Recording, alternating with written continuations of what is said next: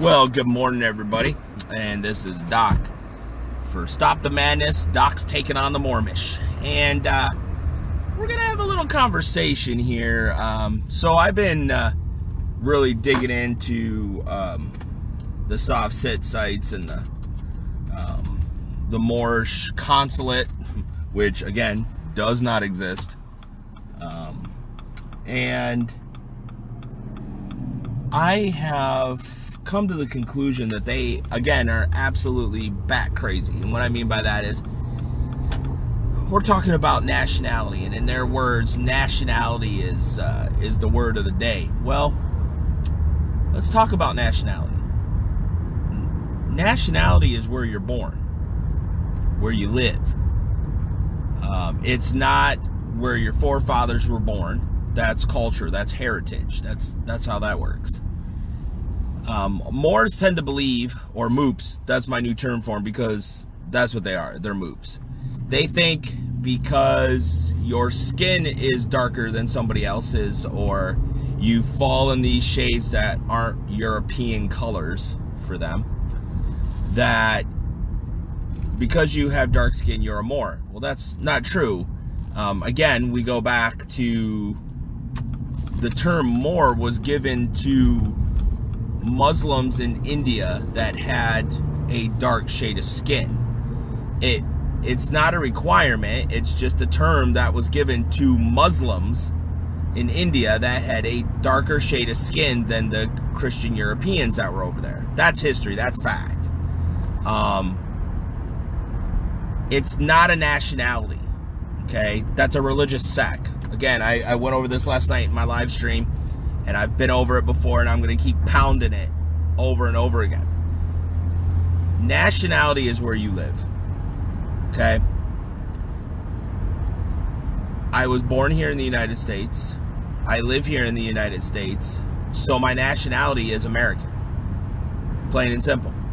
Now, Mopes will tell you that they're Moors. They're indigenous to the land here. This is the Moroccan Empire. All that is false. It's been debunked over and over and over again.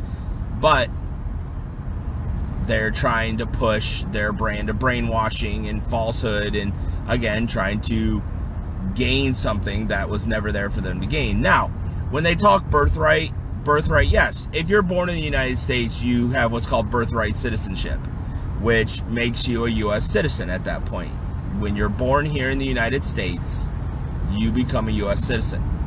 You do not become a de facto fake corporate entity straw man. Bullshit. That's soft sit. Again, not true. Not happening. So, in all of this, you know, there's a great video that I'm gonna get from True Science 151. And I'm gonna fill you in on a little bit more, because I dug a little deeper on that one. You know, there's a Disney movie, Princess and the Frog, and they have that song with Mama Juju, I think that's her name, and they're talking about you got to dig a little deeper. Well, with these Mopes, you got to dig a little deeper. But anyways, in there, this guy is so misguided. He's been so brainwashed. He's young, so of course he's just been brainwashed.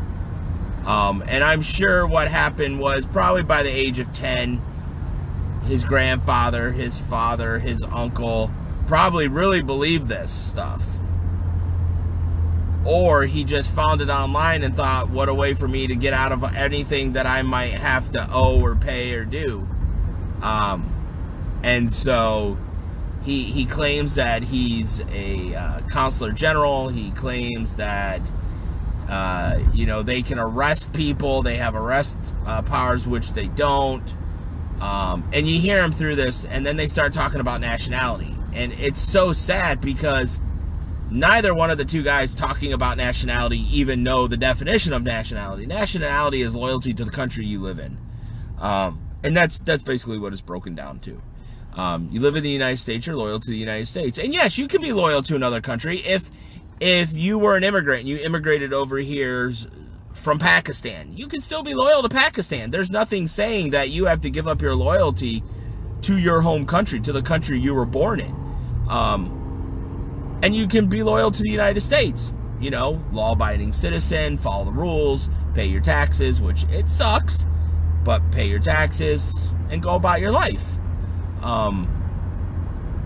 There's nothing wrong with that at all. These two individuals think nationality is where your forefathers were born, and that's not nationality. That's heritage. That's where you get your background to your family, the heritage from your family, the things they left behind for you, your culture. It's from there. But it's not your nationality. And this guy goes on, he says to this police officer, this female officer, well, where were your forefathers born? And she goes, well, they were born in Ireland. He goes, well, then you're Irish. She's 5th generation born here in the United States. And she may have that Irish lineage. That is possible. But we all know that over time, as we mix our lineages, they get smaller and smaller. So if your mom was from Ireland, her parents were both Irish, their grandparents were both, you know, and so on and so forth, and she comes and she gets married to an Italian, well, now you're half Irish, half Italian. But your nationality is where you live. So that Irish-Italian heritage is there, but your nationality is you're a United States citizen, you're an American. And so they do not understand nationality. They don't. They think more is a nationality. It's not. It's a religious sect of Islam. Just like the Sunni Muslims and the Shiite Muslims, those are all sects of the Islamic faith. And there's nothing wrong with that. It's no different than any other faith. I mean, we have the same thing in Christians. You drive around here, you see Baptists, you see Methodists, Lutherans, Catholics, Episcopalians. I mean, they're everywhere. They're just all different religious sects. But they're all from the same religion and beliefs of Christianity. They just have a different spin on it. So we go back to this, and there was one gentleman that I was talking to on Facebook, and I believe it's the Moorish Consulate West. Well, that doesn't exist. It's a Facebook page that exists, and it's a bunch of people trying to peddle BS. So anyways, I'm on there, and it all started from a post I was following about this guy who had been doing this for 5 years, spent well over $5,000, was still getting pulled over, still having to pay taxes, everything. He finally woke up and realized that this was BS, and he asked the question. He goes, you know, I hear all this stuff about the Moorish consulate. Where's their victories? What have they done? Where's the court documents? Now, Moors like to, or Mopes like to, like I said, they think they're the judge, they think they're consular generals and everything else, excuse me. And they're not. They don't hold any power, they don't hold any authority, they hold no legality. It's just they took a title. I could call myself fucking emperor of the world if I wanted to. Doesn't mean I am. And so there is no default judgment. There is no proof that they're getting paid these liens or anything along those lines. I have actually taken some of these liens that I have found from back in 2018. I think recent ones are 2021. And I've reached out to the companies and to the police departments and say, hey, I noticed that this person filed this lien on you. And I asked the questions, was there a warrant filed? Do you have a law that against filing fictitious liens knowing they're fictitious? And has any payment been made on these liens? And the standard answer is yes, we have filed charges against them, warrant for their arrest, and no, nobody has paid anything on these liens because there's no legality to them. And there you go. It's simple as that is what it gets down to, and it debunks their whole system. But anyways, this guy I was talking to, or the guy that was responding to me, you know, he was sitting there talking about these treaties, these treaties of peace and friendship, which is nothing more than treaties that allow us and our ships to come into their ports, and if we're damaged, they offer aid, you know, and vice versa. It does set law that, you know, if a citizen of the United States was over there and broke a law, they're held to the laws of that country, and that's just how it is. Again, their misinterpretation of these treaties is that they think it grants them power. It doesn't. They have no anything. They don't get any special privileges. They don't get diplomatic immunity. They don't get do not detain. They're not tax exempt. It does nothing for them because those treaties deal with commerce, shipping, and ports. Well, I'm going to go out on a limb here and bet, 1, they ain't engaging any commerce over the waterways. 2, they don't own no ships. And 3, they definitely don't own anything on the port. And I could be wrong, but I'm going to go out there on a limb and bet I'm right. So, after, you know, and then he's like, well, what's your nationality? What's your tribe? I said, well, my response back to him is, well, we know you were born here in the United States of America, which still makes you a United States citizen, because I'm betting 100% you never officially renounced your U.S. citizenship. Because again, you want that power of those treaties. You want that, you know, that you call out. You want the Constitution of the United States. You want all those rights and privileges, but you don't want any of the laws to affect you. So that tells me, and it tells everybody else that knows this is BS, that you're still a U.S. citizen. All of you are. As much as you claim to be a Moorish American national, which doesn't exist. There is no such thing as that. There is no country called Moor. There is no nationality called Moranian, I guess you would call them. I don't know. Idiots, dumbasses, moops. There's none of that. And so I asked him, I said, well, what's your documented tribe? And I'm talking legit, because I know you're not Aboriginal. I know you're not a Native American, so you do not belong to any of the 6 tribal nations here in the United States. And I know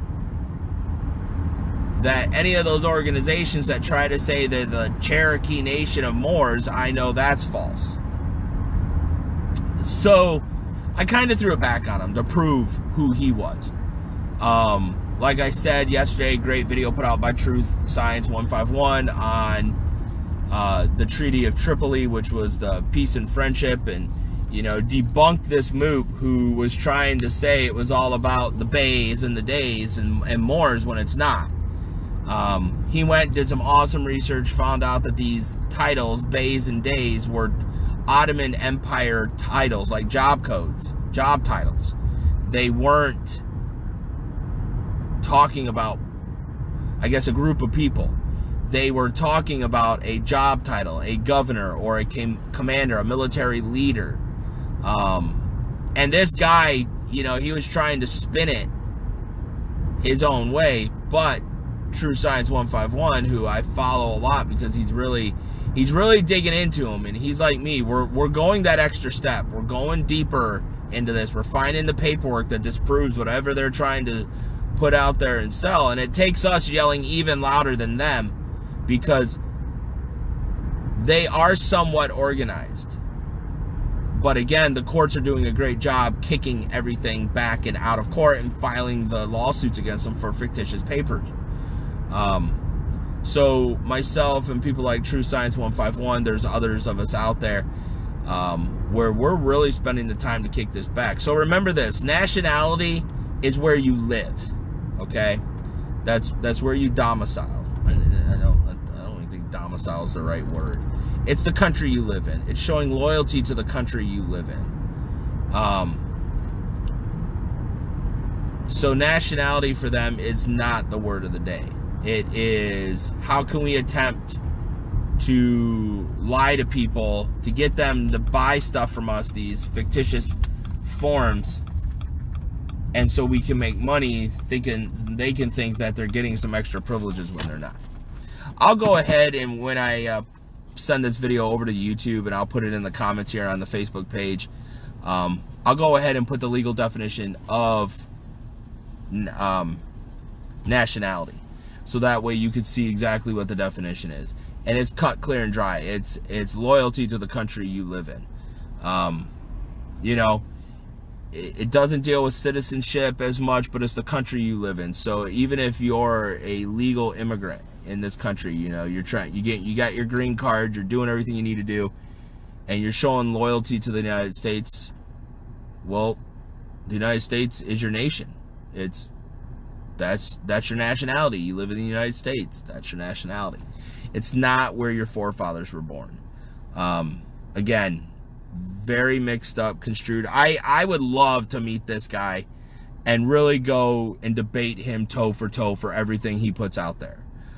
Because I wouldn't have to say anything. There's plenty of videos that have already been done, documents that debunk everything. Like I said, we've got letters coming back from us in response from the Moroccan embassy here in the United States.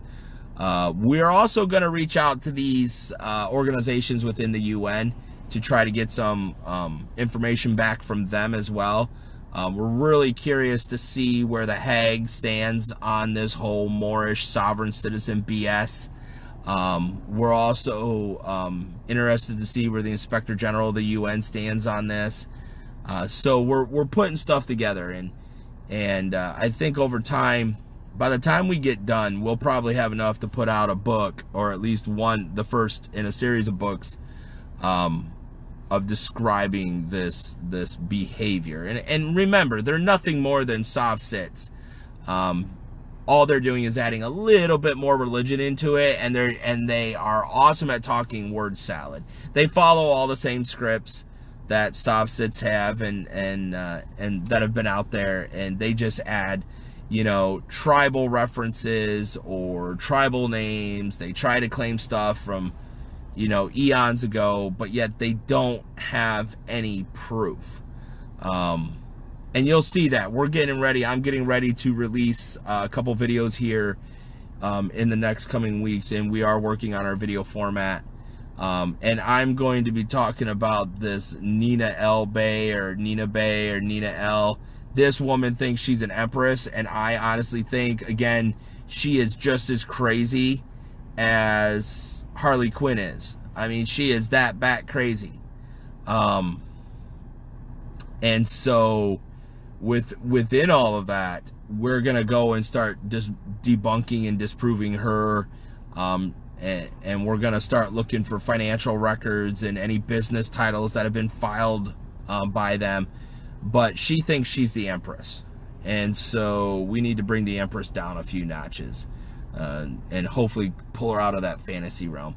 There's another group. They like to claim the kingdom of the NOUN. I believe I'm saying it right. I'm probably not. It is an ancient African kingdom. And at one point they were quite powerful. However, they stopped existing after 436 AD. And actually before then. The kingdom that they're trying to claim went from 202 BC to 46 BC. And then after that, it was ruled by the Romans. So there's a lot in there that they try to pull. And what's funny is there's 3 different websites talking about this kingdom, but none of them have the same information. They have the same people, but not the same information on there. And so it's really easy to see how these groups are trying to claim this stuff. And I've done my research. I've gone to the UN. I've looked for countries that have been ancient countries. They're not listed. I have gone through and looked at the list of people that are in exile. They like to say they're in exile, which they're not. They stole identities of people and claimed that they were ministers of whatever their departments within their country. However, when I did some investigating and checking, it come to find out that a lot of these people were part of financial institutions or banking or something, but had no ties to this group. So it's really interesting how these two so-called kingdoms or emperors, you know, these monarchs, are trying to rule things, but they're failing miserably because people like myself are destroying them over and over again. So I appreciate you for tuning in. Remember, nationality is not the word of the day. And we'll see you again real soon. This is Doc for Doc's Taking on the Mormish. Stop this madness. It was great talking to you this morning. Have a great morning, great rest of your week. And I'll see you on the next one. Doc is out.